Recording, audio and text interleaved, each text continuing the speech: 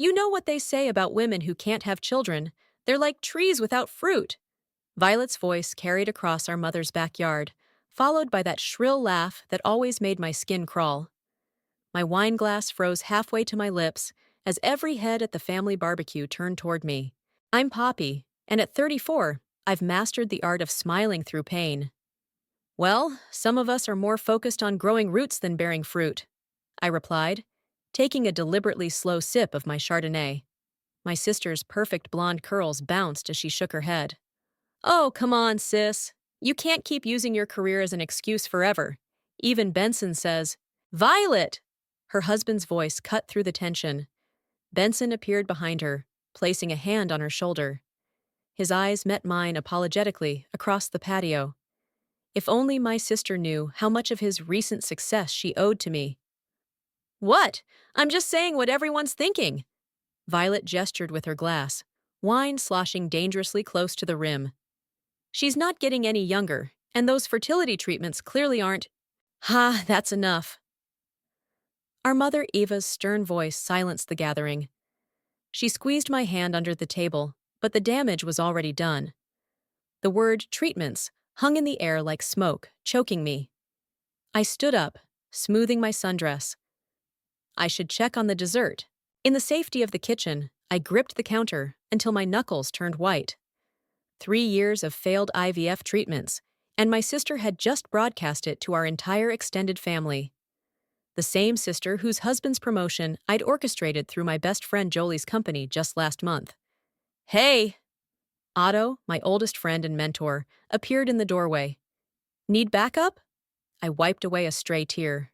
Just wondering how many more family gatherings I can survive. Your sister's got a mean streak when she's drinking, he observed, helping me plate the apple pie. But you know what they say about karma. Karma's too slow, I muttered, then caught myself. I shouldn't say that. She's still my sister. A sister who seems to have forgotten that you're the one who convinced Jolie to fast-track Benson's promotion. Otto raised an eyebrow. Does Violet even know about that? No, and neither does Benson. I arranged strawberries around the pie's edges with precise movements. That's not the kind of thing you throw in someone's face. The back door swung open, and Benson entered. Need any help in here? I forced a smile. We're good, though you might want to cut off Violet's wine supply. He ran a hand through his hair, looking uncomfortable. Look, Poppy, I'm sorry about what she said. You know how she gets cruel? The word slipped out before I could stop it. Sorry, that wasn't fair. No, you're right. He leaned against the counter. She doesn't understand what you've been through, what you're still going through. If only he knew what I'd done for him, for them. How I'd pulled strings with Jolie, vouched for his character, all to make my sister's life easier. And this was my reward. Public humiliation and casual cruelty. Benson! Violet's voice carried from outside. The kids want to open their presents. He hesitated. You coming back out? In a minute. I watched him leave, then turned to Otto. You know what's funny? I've spent my whole life trying to make things better for her. Easier for her, and she can't even show me basic kindness. Otto studied me carefully. So what are you going to do about it? My phone buzzed. A text from Jolie about an exciting new position opening up in their London office. I stared at the message, something shifting inside me. Maybe it was time to stop being the supportive sister. Maybe it was time to show Violet exactly how much power I had over her perfect little life. I think, I said slowly, it's time for things to change. Otto's eyes widened slightly as he read my expression. Poppy, don't worry. I picked up the pie, straightening my shoulders. I'm not going to do anything dramatic. I'm just going to let karma take its course, with a little help from me. As I walked back outside, Violet's laughter rang out again, but this time it didn't make me flinch. Instead, I felt a calm settle over me. My sister had no idea that her perfect world was built on my goodwill that had just run out. Who wants pie? I called out cheerfully, already planning my next move. Sometimes the best revenge isn't served cold. It's served with a smile and a slice of apple pie. So, you're finally ready to cash in those favors? Jolie leaned back in her leather office chair, studying me over her reading glasses. The Manhattan skyline stretched behind her, a glittering backdrop to our conversation. I wouldn't call it cashing in favors, I said, fidgeting with my coffee cup. More like stopping myself from doing any more. Ah? She removed her glasses. This is about Sunday's barbecue, isn't it? Otto told me what happened. Of course he did. I couldn't help but smile. Those two had been my support system through every failed treatment, every disappointment. But it's more than that. It's years of Violet treating me like I'm somehow less than her because I can't have children. Jolie's expression softened. And now you want to use the London position as leverage? Is it still available? I tried to keep my voice casual, professional. It's more than available. It's perfect for Benson. She pulled up something on her computer. Senior VP of Operations, full relocation package, significant pay bump. The kind of opportunity that could make or break a family. My heart quickened. And Violet would hate every second of it. Poppy! Jolie's voice carried a warning. Are you sure about this? Using your influence to help someone is one thing, but using it to… To what? To show my sister that her perfect life isn't as secure as she thinks? I stood up, pacing the office. You didn't hear her, Jolie. Trees without fruit. Like I'm some kind of failure because my body won't do what hers did so easily. The phone on Jolie's desk buzzed. Your 10 o'clock is here. Duh, give me a minute, she replied, then turned back to me. If we do this, there's no going back. Once I offer Benson the position, he'll take it, I said confidently. You should see how his eyes light up whenever anyone mentions international business. The only thing holding him back is Violet and her precious routine. Jolie drummed her fingers on the desk. And you're okay with potentially uprooting your niece and nephew? That made me pause. They're young. Kids are adaptable. Besides, living in London would be an amazing experience for them. Right. Jolie's tone made it clear she saw through my rationalization. And this has nothing to do with wanting to see your sister struggle with the same kind of life-changing decisions you've had to make. Can you make the offer or not? She sighed, reaching for her phone. I'll have HR drop the paperwork. But Poppy? Her eyes met mine. Be careful. Revenge has a way of hurting everyone involved. I was halfway to the door when she added, including you. The elevator ride down gave me too much time to think. Was I really going to do this? Use my connections to disrupt my sister's comfortable life? My phone buzzed with a text from Violet. Hope you're not still upset about Sunday. You know how I get with wine. Dinner at my place tonight? The kids missed their aunt. My thumb hovered over the reply button when another text came through. Plus, I have exciting news about my fertility clinic's new mommy group. They're looking for speakers, and I thought of you. You could share your journey and help other women avoid the same mistakes. The same mistakes. Like my body's failure to conceive was somehow my fault. Like I had done something wrong. I stepped out of the elevator and called Otto.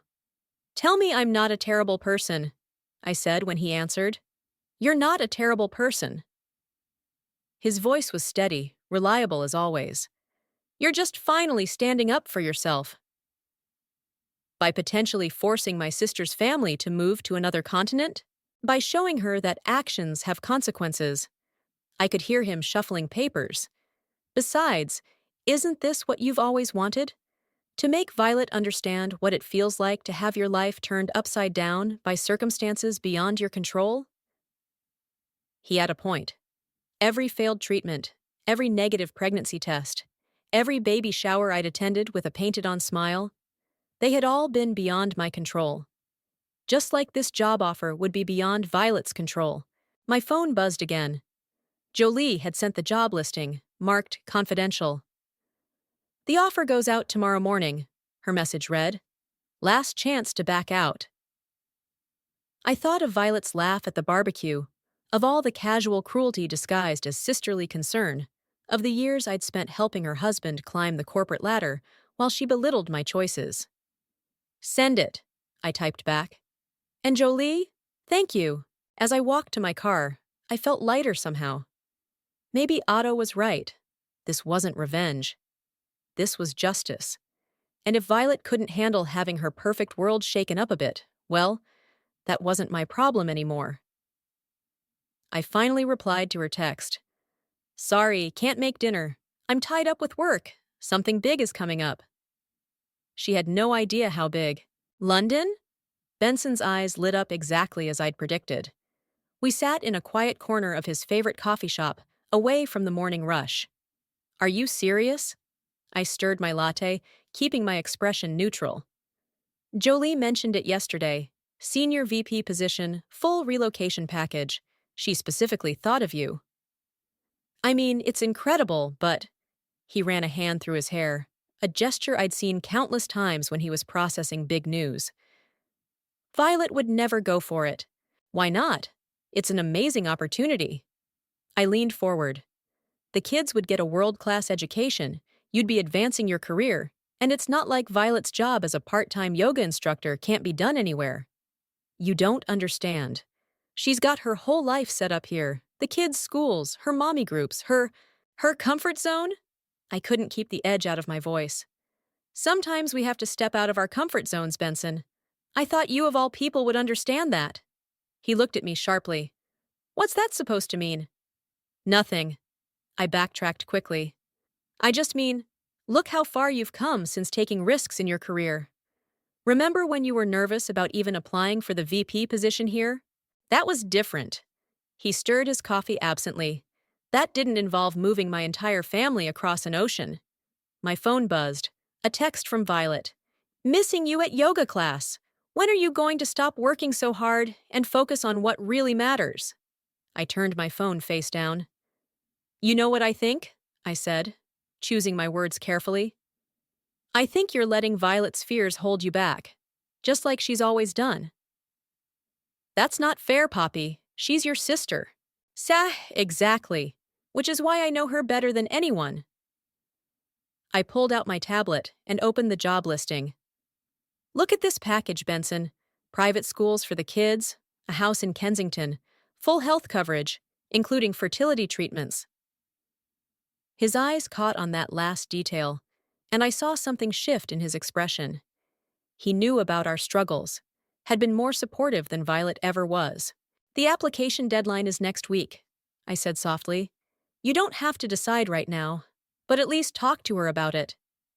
She'll say no. Then make her say no. Make her be the one to shut down your dreams for once. He looked up from the tablet. Why are you pushing this so hard, Poppy? I met his gaze steadily. Because I care about your future, and because sometimes the best opportunities are the ones that scare us the most. The bell above the coffee shop door chimed, and I saw Violet walk in. Perfect timing, as always. She spotted us and waved, making her way over. Well, isn't this cozy? She kissed Benson's cheek before sitting down. My two favorite people having secret coffee dates? Not secret, I said. Just discussing some work stuff. Boring, she wrinkled her nose. Oh, Poppy, you missed the most amazing meditation session this morning. The instructor talked about accepting our life paths, even when they're not what we expected. Made me think of you. Benson shifted uncomfortably in his seat. Actually, Vi, there's something we should…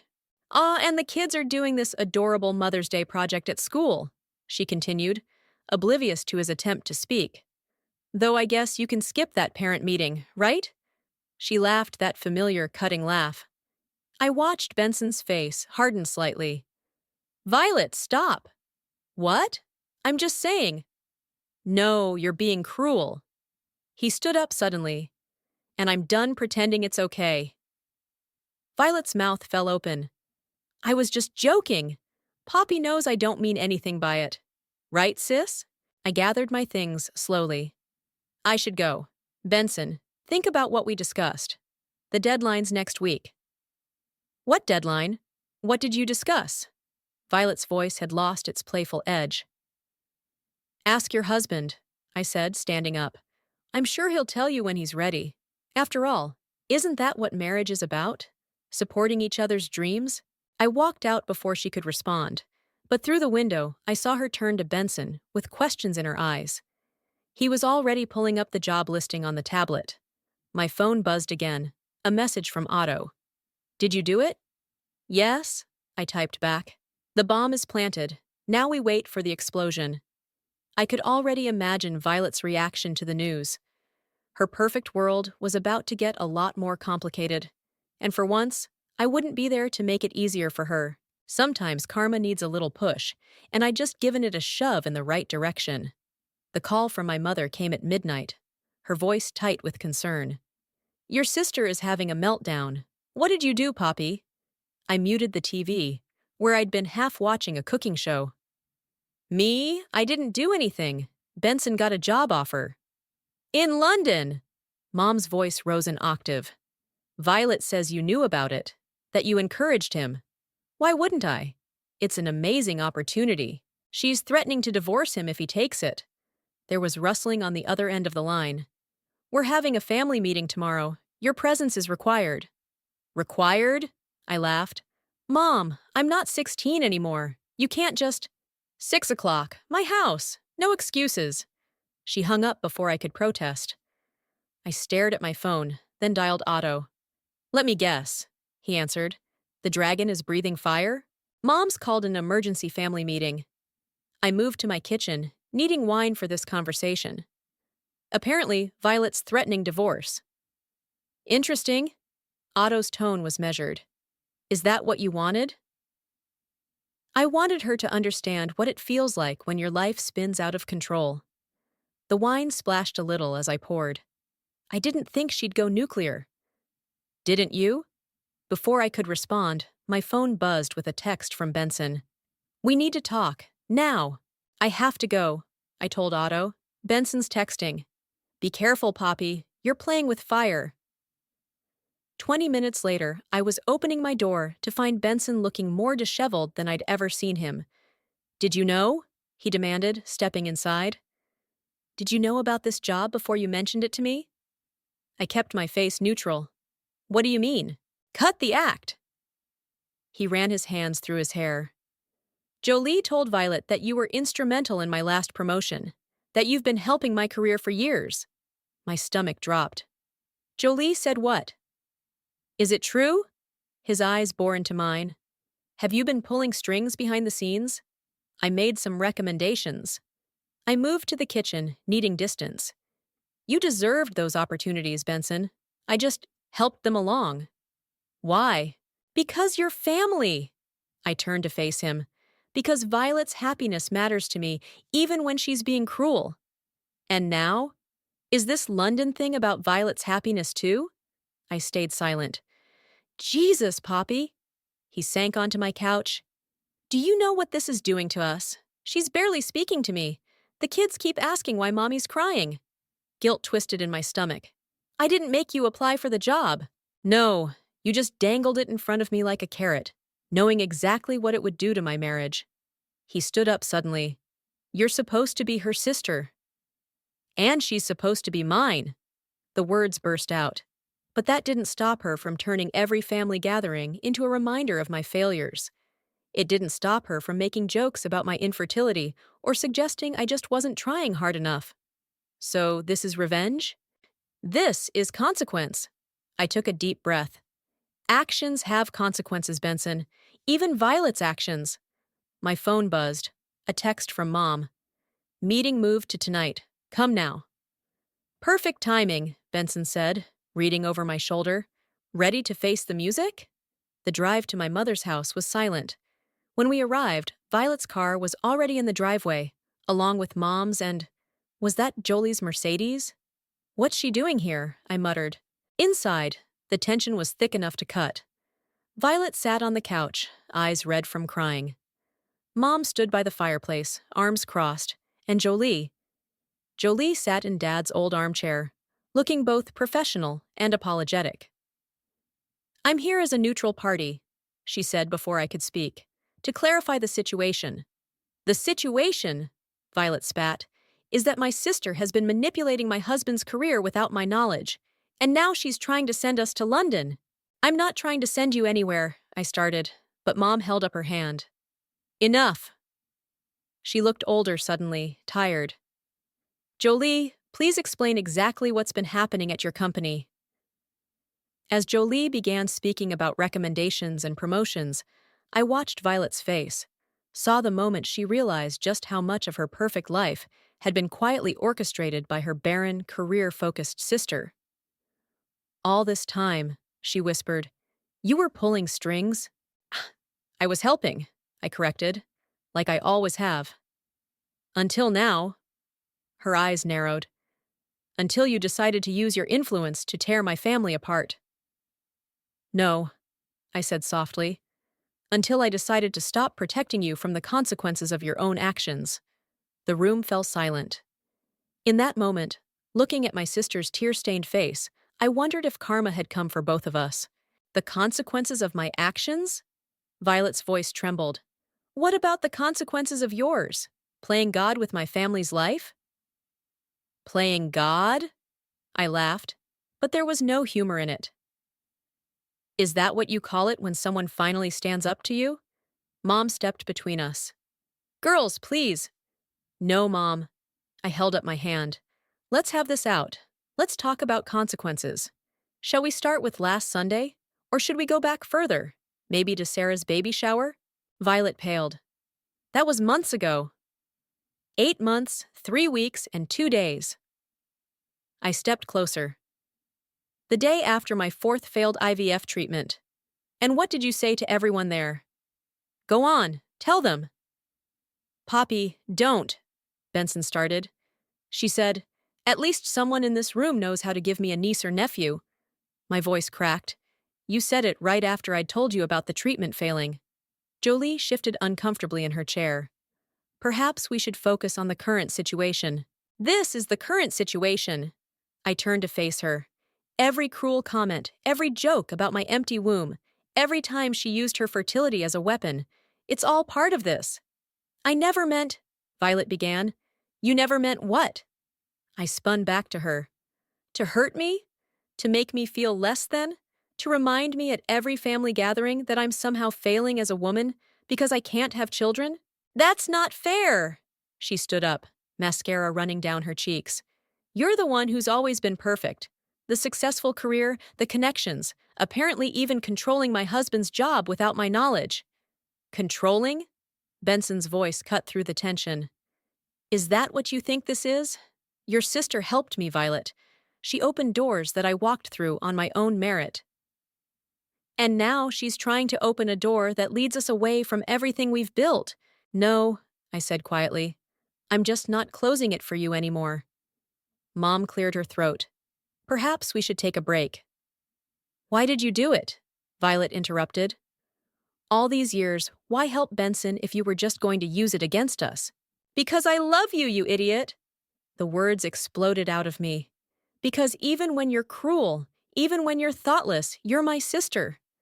I wanted you to have everything, the perfect husband, the perfect career, the perfect life. I took a shaky breath. I just didn't expect you to throw it in my face every chance you got. The room fell silent. Even Jolie looked stunned. Do you know what it's like? I continued, softer now. To help build someone's perfect life while yours falls apart? To watch your sister have everything you've ever wanted, and instead of empathy, get mockery? Violet sank back onto the couch. I didn't realize. No, you didn't. You never do. I turned to Benson. The London job is real. It's an amazing opportunity. Whether you take it or not is between you and Violet. But I'm done managing your careers, your lives, your happiness. Poppy! Mom stepped forward, reaching for my hand. Sweetheart. I'm also done pretending that Violet's behavior is okay. I pulled away from Mom's reach. Done smiling through the pain. Done being the bigger person. So this is punishment? Violet's voice was small. No. I met her eyes. This is me stepping back and letting you face your own choices. If your marriage is strong enough, you'll figure out the London situation together. If it's not, I shrugged. Well, that won't be my fault, will it? Jolie stood up. I think we've all said enough for tonight. The London position remains open for another 5 days. Take the time to discuss it as a family. Family, Violet repeated bitterly. Is that what we still are? I looked at her. Really looked at her. My little sister, who had everything I'd ever wanted and never understood the cost. We're whatever you want us to be, Vi. But from now on, it has to be on equal terms. Equal terms, she echoed. Like I'm supposed to pretend you didn't just try to blow up my life? No.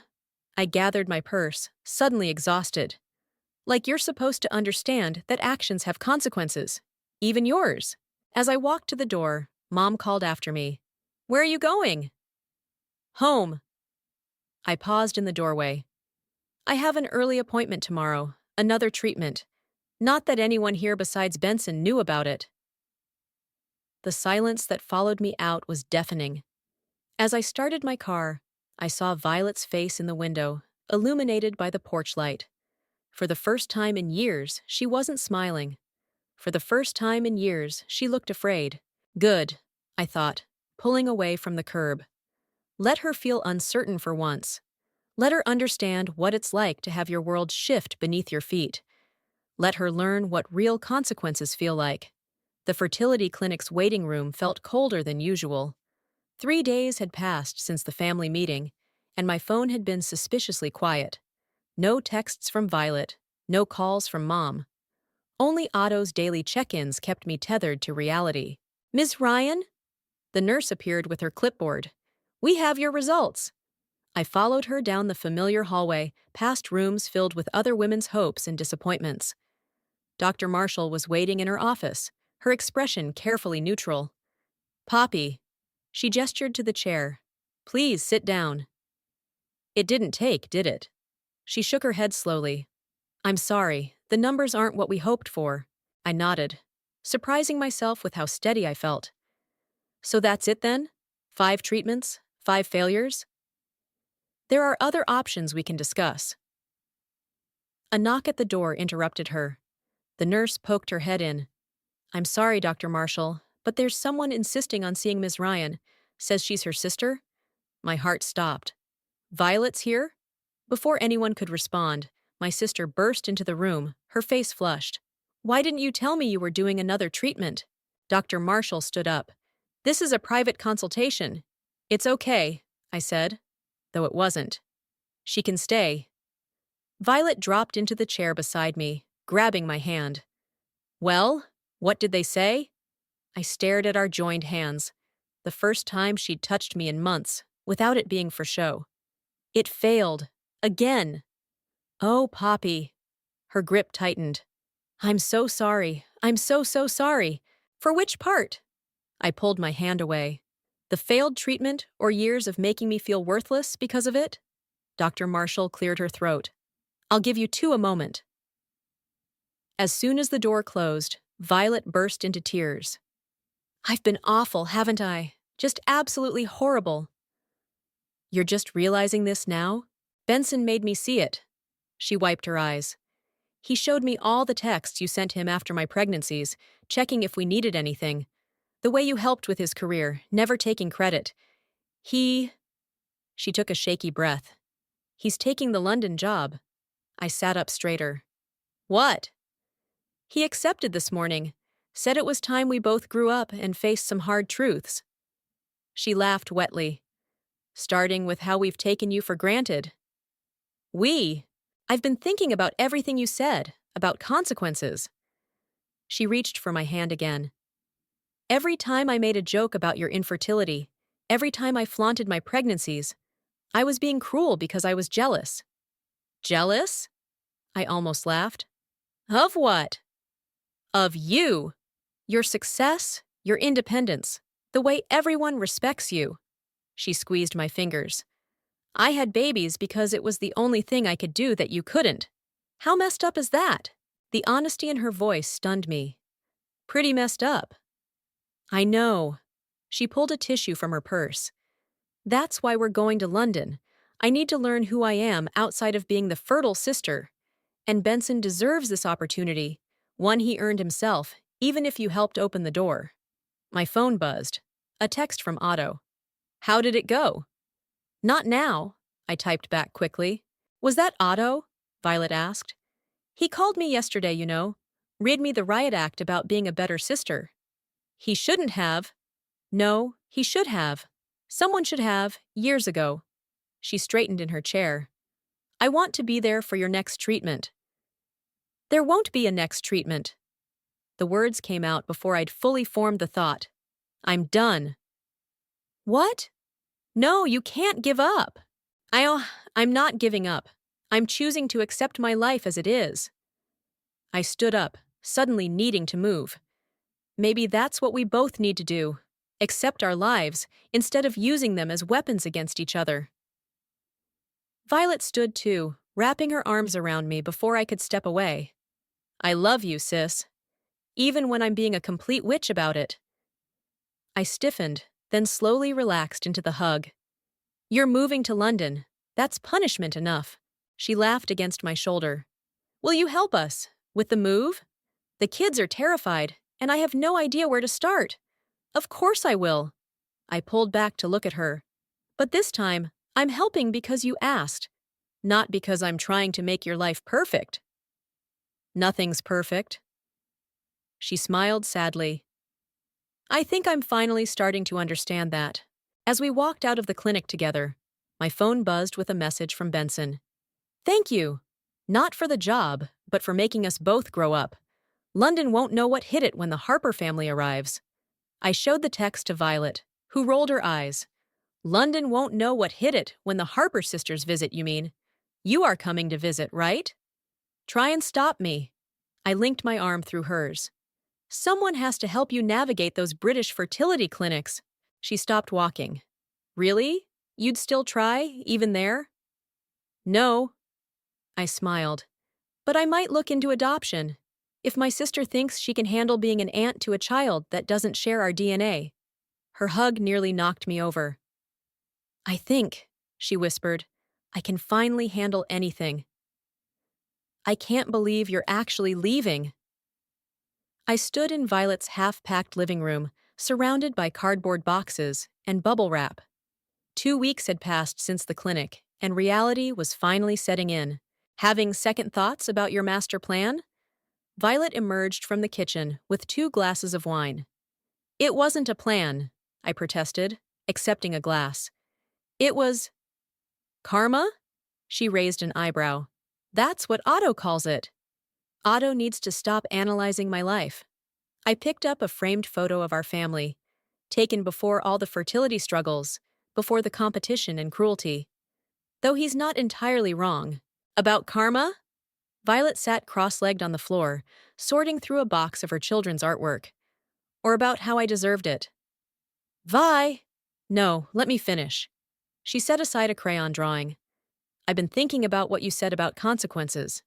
About how you've always been there, supporting us, while I just took and took and took. The front door opened, and Benson walked in with more boxes.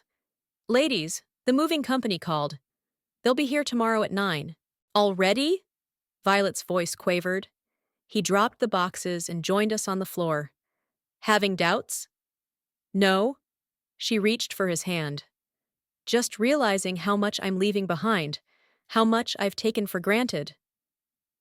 Speaking of taking things for granted, I said, pulling an envelope from my purse. I have something for you. Violet opened it, her eyes widening. Adoption agency information? I have an appointment next week. I took a deep breath. I wanted you to be the first to know. But I'll be in London. Ever heard of Zoom? I smiled.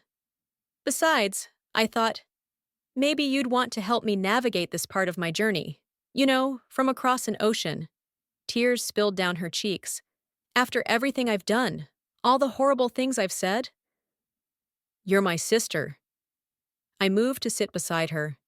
And maybe it's time we both learned how to be better at it. I don't deserve you, she whispered. No, you don't. I bumped her shoulder playfully. But you're stuck with me anyway. Benson cleared his throat. Should I leave you two alone?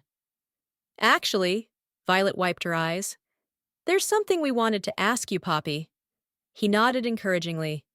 We want you to be our power of attorney here in the States, she continued. Handle the house rental, keep an eye on things, be our anchor. Your anchor? So we have a reason to come back, Benson explained. So the kids know they still have roots here. I stared at them both. You trust me with that? After I nearly sabotaged your marriage? You didn't sabotage anything, Violet said firmly. You just showed us what we needed to work on. And we have been working on it, haven't we, honey? Benson nodded. 3 couples therapy sessions so far. Turns out we had a lot to discuss besides the move. Like how I use motherhood as a shield, Violet added softly, and how I've been compensating for my own insecurities by attacking yours. Therapy looks good on you, I said, only half joking. You should join us sometime. She reached for my hand. Family therapy, I mean, before we leave. One last chance to clear the air completely. I'd like that.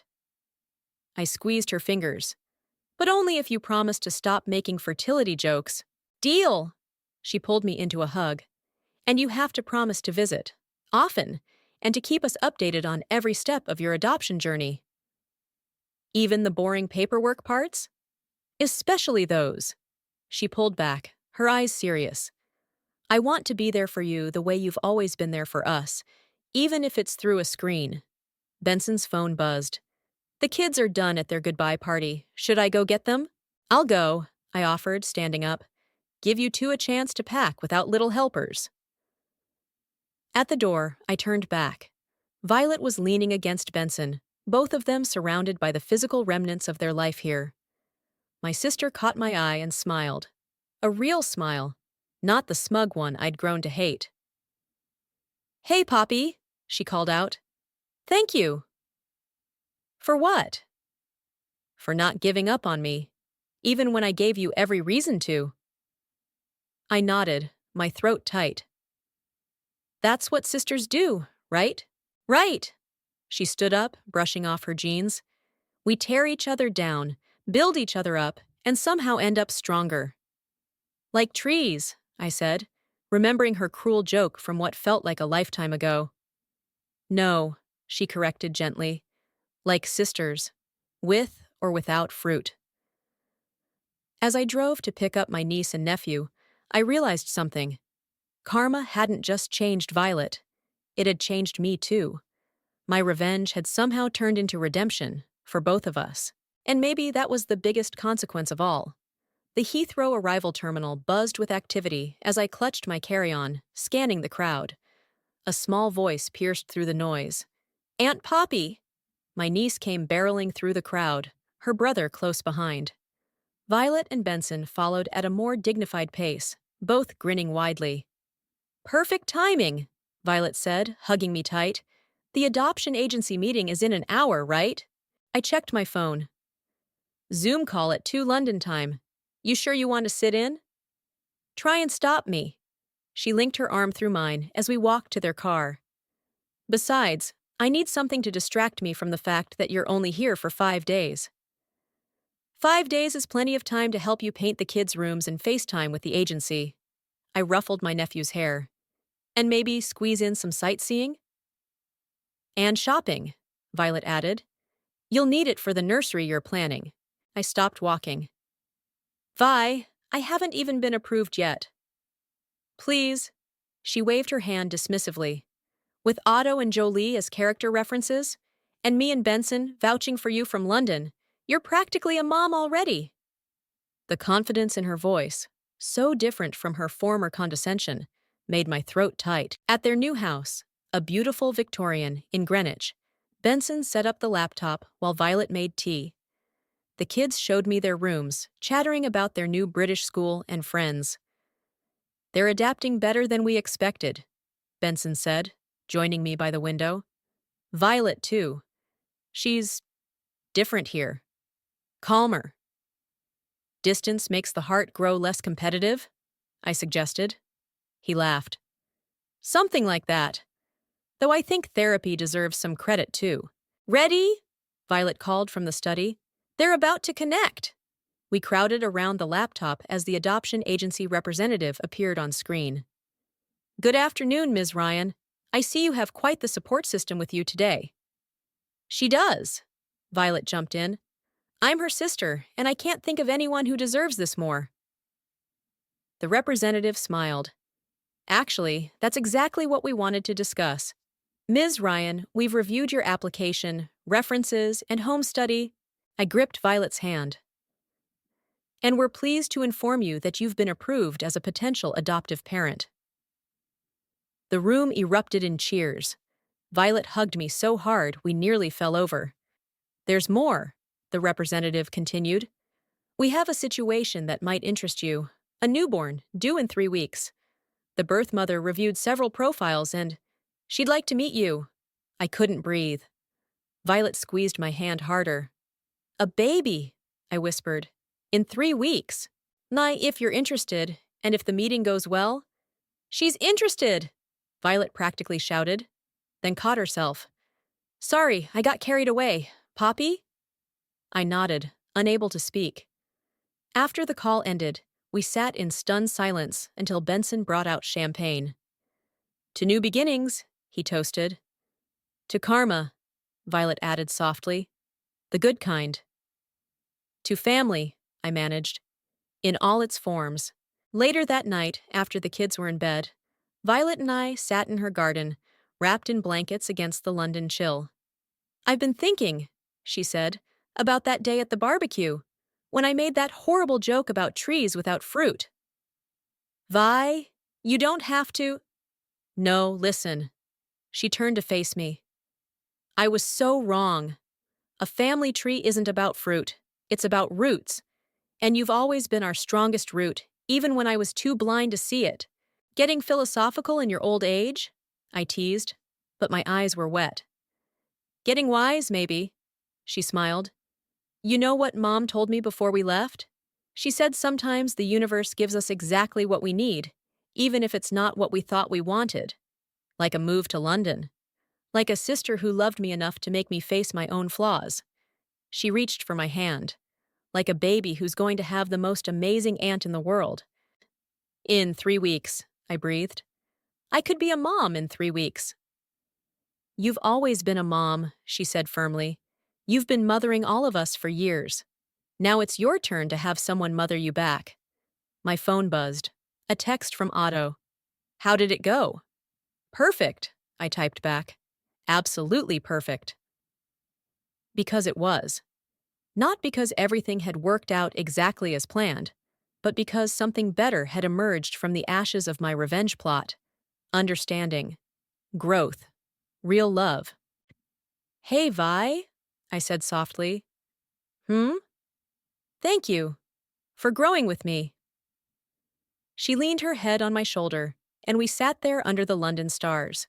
2 sisters who had finally learned how to bloom together instead of competing for the light. Sometimes karma doesn't just come full circle. It draws a new one, big enough for everyone to stand in together.